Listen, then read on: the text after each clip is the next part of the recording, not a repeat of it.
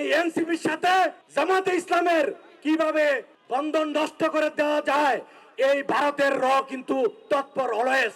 ইতিহাসের পুনরাবৃত্তি। আমি শেখ মুজিবের সেই বক্তব্যটি গত 18 জুলাই ফেসবুকের মাধ্যমে ছড়িয়ে দিতে চেষ্টা করেছিলাম। উনি বলছিলেন বাংলাদেশের প্রত্যেকটা থানার কথা, জেলার কথা বলছিলেন, রক্তাক্ত হয়েছিল। সেই পুনরাবৃত্তি এই শেখ হাসিনা সেই দিনও সেই প্রত্যেকটা জেলায় সে রক্তাক্ত করেছিল।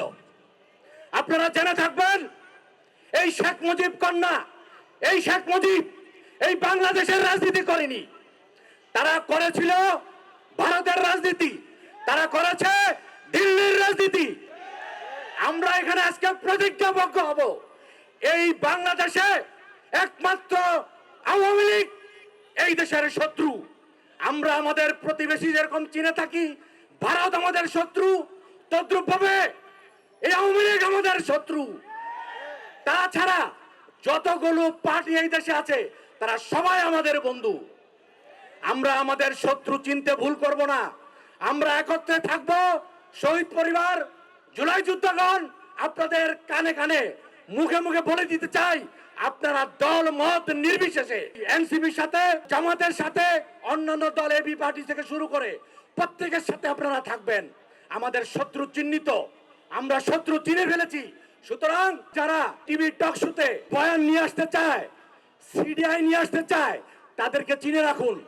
তাদেরকে আমরা আইনের আওতা আনতে চাই। সংসদে যারা আছেন তাদেরকে বলতে চাই, আপনারা প্রধানমন্ত্রীর কাছে আবেদন করুন যে তাদেরকে যেন আইনের আওতায় নিয়ে আসে। আজকে এই উত্তরার প্রায় 92 জন শহীদ হয়েছে সেই 24 জুলাইয়ে।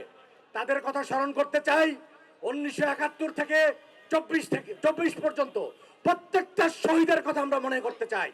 1971 সালে যুদ্ধ করে আমরা একটা স্বাধীন দেশ পেয়েছি, কিন্তু আমরা সার্বভৌমত্ব হারিয়ে ফেলেছি গত 55 বছরে।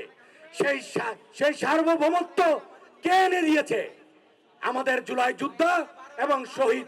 সুতরাং আমরা মনে রাখবো 71 এবং 24-এর মধ্যে যেন কোনোভাবে আমরা গন্ধ খুঁজে না পাই। আমরা 71-কে ভালোবাসি, 24-কেও ভালোবাসি। আমরা এক থাকবো। আমাদেরকে বুঝতে হবে এই এনসিপির সাথে জামাতে ইসলামের কিভাবে বন্ধন নষ্ট করে দেওয়া যায়, এই ভারতের কিন্তু তৎপর অলওয়েজ।